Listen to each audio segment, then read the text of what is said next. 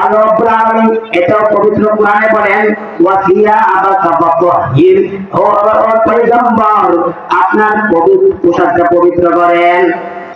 তাহলে পোশাক পবিত্র করা, না শরীর পাক, কাপড় পাক, নামাজের জায়গা পাক।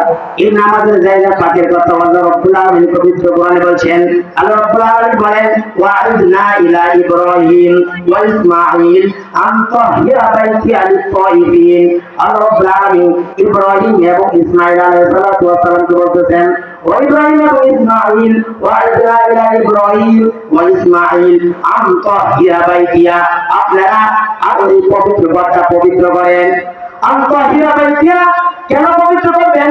লিত-তাইয়িবিন তওয়াফকারীদের জন্য পবিত্র করবেন, ওয়াল আকিফিন ইতিকাফের জন্য আপনি পবিত্র করবেন, ওয়া রুকআস সুজুদ রুকু যারা করবে সিজদা যারা করবে তাদের জন্য ঘরটা পবিত্র করেন। তাহলে এক নম্বর শরীর পাক, দুই নম্বর কাপড় পাক, তিন নম্বর জায়গা পাক।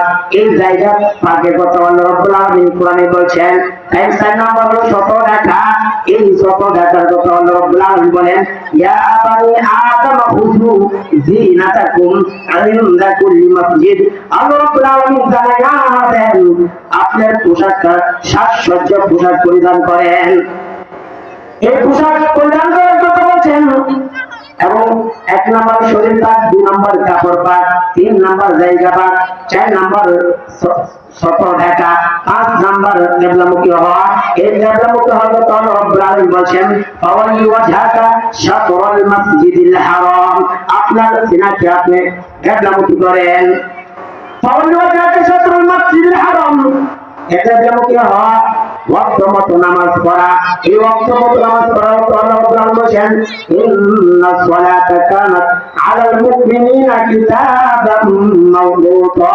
আল্লাহ রাব্বুল আলামিন বলেন নিশ্চয়ই ঈমানদারদের জন্য নির্ধারিত টাইমে ওয়াক্ত মতো নামাজ পড়া ফরজ। তাহলে ওয়াক্ত মতো প্রিয় উপস্থিতি, এই পর্যায়ে আপনাদের সঙ্গে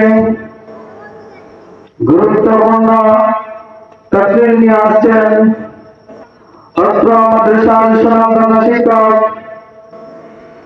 হাফেজ কারি শেখ আহমেদ সাহেব। হযরতের গুরুত্বপূর্ণ হদিয়া পেশ করার জন্য অত্র মাহফিল কমিটির পক্ষ থেকে সকলের অনুরোধ জ্ঞাপন করছি।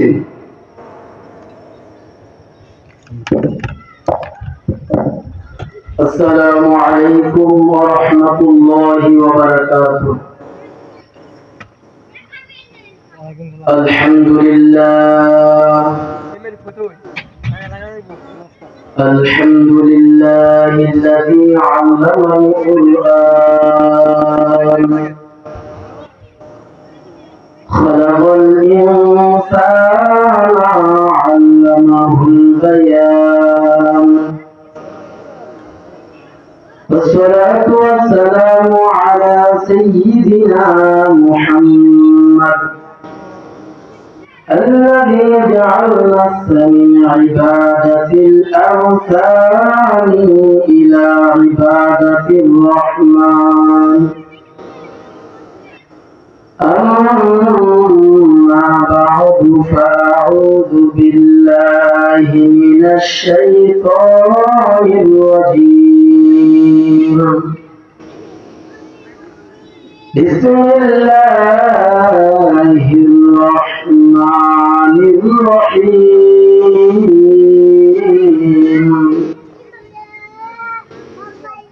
يا أيها الذين آمنوا إذا قمتم إلى الصلاة فاغسلوا وجوهكم وأيديكم إلى المرافق وامسحوا برؤوسكم وأرجلكم إلى الكعبين. وقال النبي صلى الله عليه وسلم مفتاح الجنة الصلاة ومفتاح الصلاة الطهور، أو كما قال النبي عليه السلام الصلاة والسلام آمنت بالله صدق الله المولانا العظيم وصدق رسوله النبي الكريم ونحن على ذلك من الشاهدين والشاكرين والذاكرين والحمد لله رب العالمين اللهم صل على محمد وعلى آل محمد كما صليت على إبراهيم وعلى آل إبراهيم إنك حميد مجيد اللهم بارك على محمد وعلى آل محمد كما باركت على إبراهيم وعلى آل إبراهيم إنك حميد مجيد سبحانك لا علم لنا إلا ما علمتنا إنك أنت العليم الحكيم رب اشرح لي صدري ويسر لي أمري واحلل عقدة من لساني يفقه قولي الحمد لله ডেমুরা আহমদিয়া আহমদুল্লাহ মাদ্রাসা ও ডেমুরা হিফুল ফুতুল ইসলামী সংগঠনের যৌথ উদ্যোগে সপ্তম বার্ষিক তাফসীরুল কুরআন মাহফিলের সম্মানিত সভাপতি প্রধান অতিথি বিশেষ অতিথি বৃন্দ মাইকের আওয়াজ শ্রবণরত মুরব্বী বাবারা সমবয়সী যুবক ভাইয়েরা পর্দার অন্তরালের মা ও বোনেরা আল্লাহ পাক রব্বুল আলামিনের দরবারে লাখো শুকর যে আল্লাহ তাআলা আমাদেরকে এরকম একটা কোরআনের মাজলিসের ব্যবস্থা করছেন এবং আমরা বসার এবং এই শোনার শ্রবণ করার শক্তি দিয়েছেন আল্লাহ তাআলার কাছে আমরা শুকরিয়া আদায় করি বলি আলহামদুলিল্লাহ। তা আল্লাহ তাআলার পবিত্র কোরআন থেকে একটু আয়াত তেলাওয়াত করলাম তাওরাত পবিত্রতার বিষয়ে এবং আল্লাহ রাসূল সাল্লাল্লাহু আলাইহি ওয়াসাল্লাম অসংখ্য হাদিস থেকে একটা হাদিস পড়লাম। ইবাদত সর্বপ্রথম আল্লাহ তাআলার ঈমানের পর একজন মানুষ যখন ইসলাম ধর্ম গ্রহণ করে তার প্রথম কাজ হলো নামাজ। ঈমান গ্রহণ করার পরে প্রথম কাজ হলো নামাজ। নামাজ পড়তে হলে ওযু দরকার, তাওরাত পবিত্রতা অর্জন করা দরকার। নামাজ পড়তে হলে ওযু দরকার হয়, যদি গোসলের প্রয়োজন হয় গোসলও করতে হয়।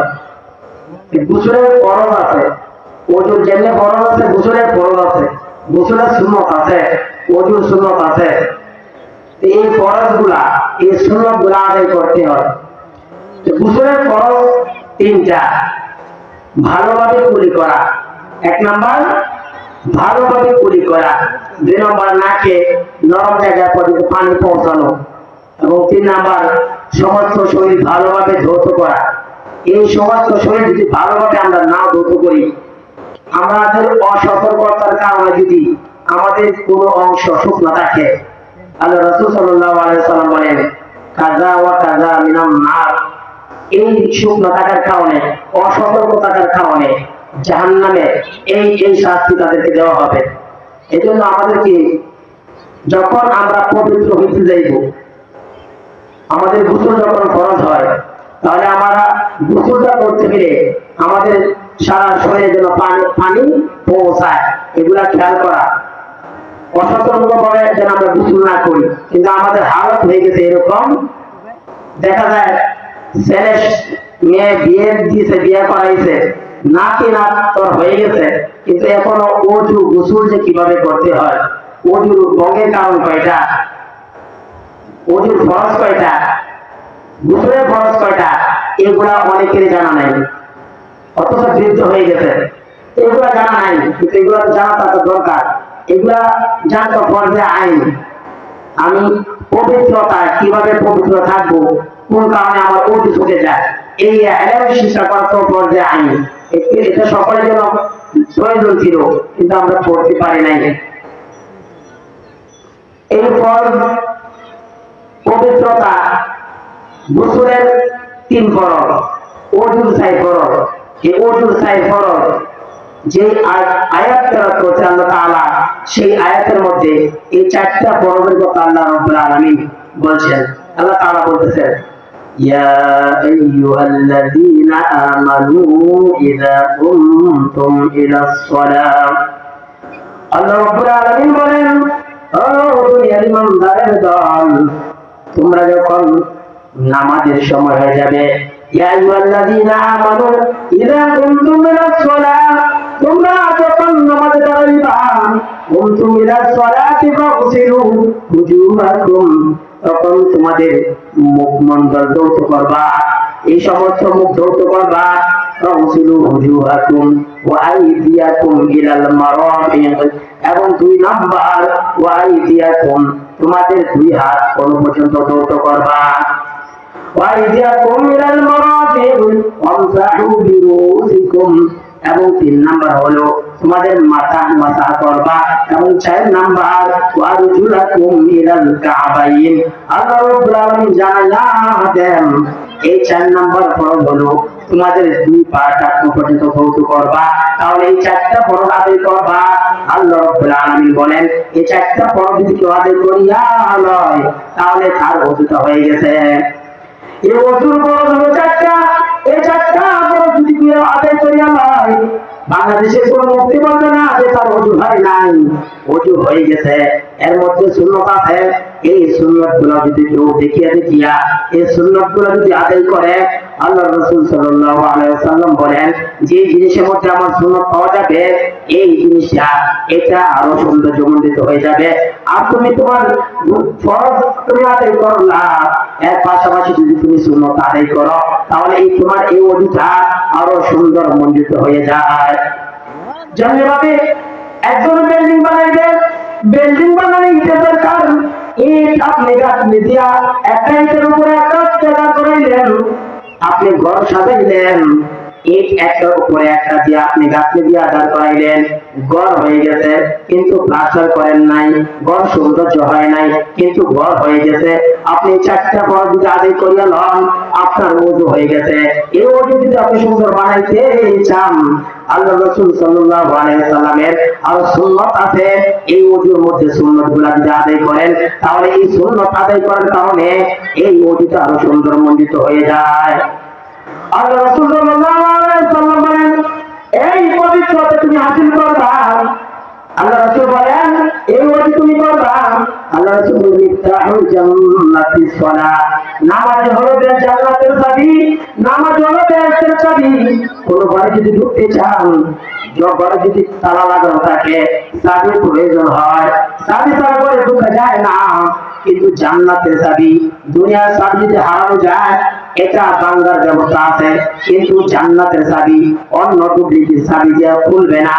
এই চাবি যদি আপনি খুলতে চান, আল্লাহ রাসূল সাল্লাল্লাহু আলাইহি ওয়াসাল্লাম বলেন, মিফতাহুল জান্নাতিস সালাহ, নামাজ হলো জান্নাতের চাবি, ওয়া মিফতাহুস সালাতিত তুহুর, এবং এই নামাজের চাবি হলো ওযু। যার ওযু ঠিক আছে, তার নামাজ ঠিক আছে, আর যার নামাজ ঠিক আছে, আল্লাহ রাসূল সাল্লাল্লাহু আলাইহি ওয়াসাল্লামের ভাষ্য অনুযায়ী তার জান্নাত ঠিক আছে। তাহলে আমরা ওযু যদি সুন্দর করি, ওযু হলো নামাজের চাবি, নামাজের চাবি হলো ওযু, এবং নামাজ হলো জান্নাতের চাবি। অন্য হাদিসে আল্লাহ রাসূল বলেন, ওয়া মিফতাহুস সালাতিল ওযু, এবং নামাজের চাবি হলো জান্নাতের চাবি হলো নামাজ, এবং নামাজের চাবি হলো পবিত্রতা, ওযু।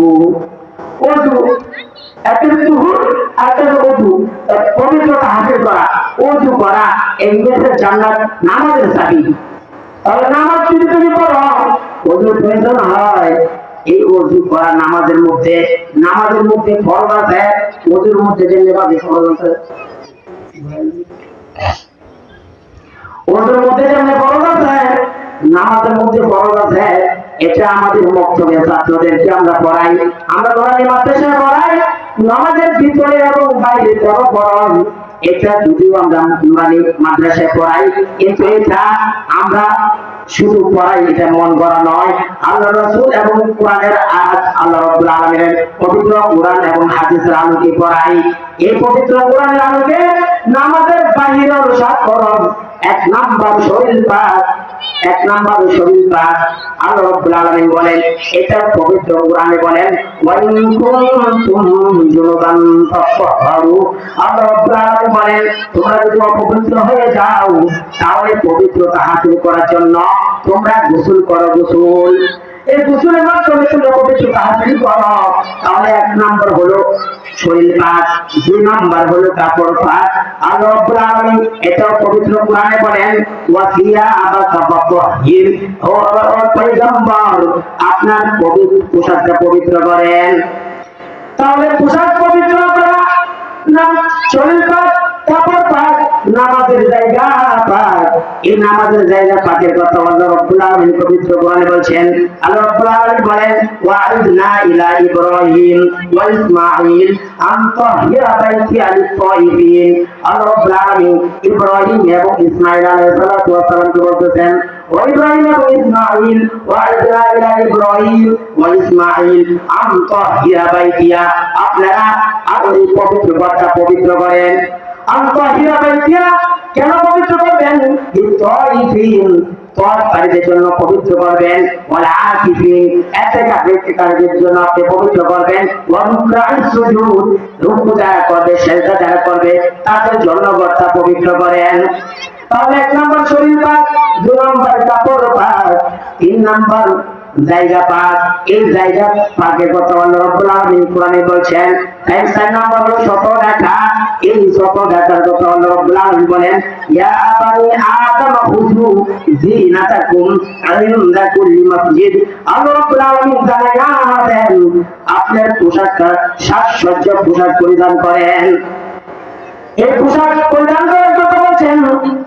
এবং এক নাম্বার শরীর পাক, দুই নাম্বার কাপড় পাক, তিন নাম্বার জায়গা পাক, চার নাম্বার শত ঢাকা, পাঁচ নাম্বার কিবলামুখী হওয়া। এই কিবলামুখী হওয়ার কথা আল্লাহ রাব্বুল আলামিন বলেন, ফাওয়াল্লি ওয়াজহাকা শাতরাল মাসজিদিল হারাম, আপনার সিনাকে আপনি কিবলামুখী করেন। ফাওয়াল্লি ওয়াজহাকা শাতরাল মাসজিদিল হারাম, এটা কিবলামুখী হওয়া, ওয়াক্ত মতো নামাজ পড়া। এই ওয়াক্ত মতো নামাজ পড়া আল্লাহ রাব্বুল আলামিন বলেন, ইন্নাস সালাতা কানাত আলাল মুমিনিনা কিতাবাম মাওকুতা। আল্লাহ রাব্বুল আলামিন বলেন, নিশ্চয়ই ঈমানদারদের জন্য নির্ধারিত টাইমে ওয়াক্ত মতো নামাজ পড়া ফরজ। তাহলে ওয়াক্ত মতো নামাজ পড়া হলো আল্লাহ রাব্বুল আলামিন পবিত্র কোরআনে বলেছেন। যদিও আমরা নুরানি মাদ্রাসা পড়াই, এটা কোরআন হাদিস থেকে পড়াই। এরপরে সাত নাম্বার নিয়ত করা। এই নিয়ত করার কথা আল্লাহ রাসূল বুখারী শরীফের প্রথম হাদিস, ইন্নামাল আমালু বিন্নিয়াত।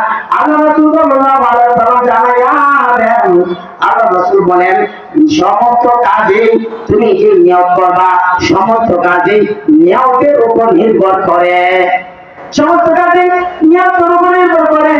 এই সাত নাম্বার নামাজের বাইরে সাতটা ফরজ, এরপর নামাজের ভিতরে ছয় ফরজ।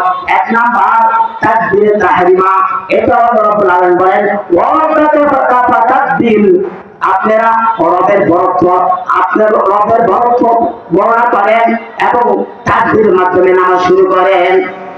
তাকবীরে তাহরিমা বলা, দাঁড়ায় নামাজ পড়া। এই দাঁড়ায় নামাজ পড়া আল্লাহ রাব্বুল আলামিন পবিত্র কোরআনে বলেছেন, ওয়া কুমু লিল্লাহি কানিতিন। আল্লাহ রাব্বুল আলামিন বলেন, আপনারা নামাজ পড়লে দাঁড়ায় পড়েন।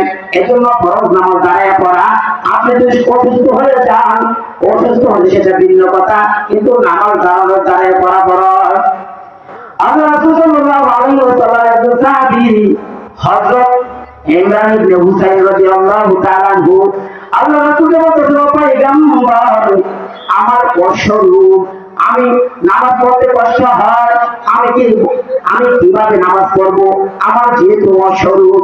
আল্লাহ রাসূল বলেন, ও ইমরান ইবনে হুসাইন, তুমি যে তোমার যেহেতু অসুস্থ, তুমি যদি দাঁড়ায় নামাজ পড়তে তোমার কষ্ট হয়ে যায়, তাহলে তুমি বসে পড়ো।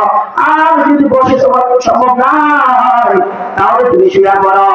কিন্তু এখন দেখা যায় চেয়ার করেছে মসজিদগুলা, বিশেষ করে শহর এলাকা মসজিদ অর্ধেকটা সাইডে অর্ধেকটা শুরু থেকে প্রথম লাইন থেকে নিয়ে শেষ পর্যন্ত এক লাইন শুধু চেয়ার বসে নামাজ পড়ে। কিন্তু আল্লাহ রাসূল এই সাহাবীকে কি বলছেন, তুমি যদি অসুস্থ হয়ে যাও, যদি দাঁড়ায় নামাজ পড়তে না পারো, তাহলে তুমি বসে পড়ো অথবা শুয়ে পড়ো, কিন্তু চেয়ার মধ্যে পড়ে কেন? এমন লোকটা দাঁড়ায় পড়তে পারে, বারবার ঘোরাঘুরি করতে পারে, কিন্তু নামাজ চাইলে চেয়ার বসে। একটা তো অসুস্থ হয়ে যাবে বসে পড়ে, সেটা ভিন্ন কথা, কিন্তু চলাফেরা সবকিছু ঠিক আছে, কিন্তু নামাজ পড়তে গেলেই চেয়ার, এটা একটা ডিজিটাল হয়ে গেছে সিস্টেম।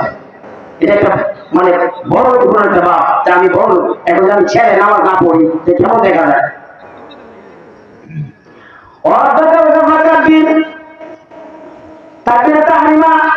দাঁড়ায় নামাজ পড়া, কেরাত পড়া।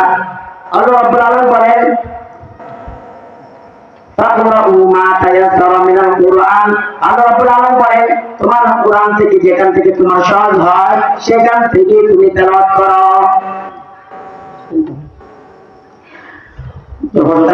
যে কথাগুলো বললাম শুনলাম, প্রত্যেকে আমল করার তৌফিক দান করুন, আমিন। আসসালামু আলাইকুম ওয়া রাহমাতুল্লাহি ওয়া বারাকাতুহু।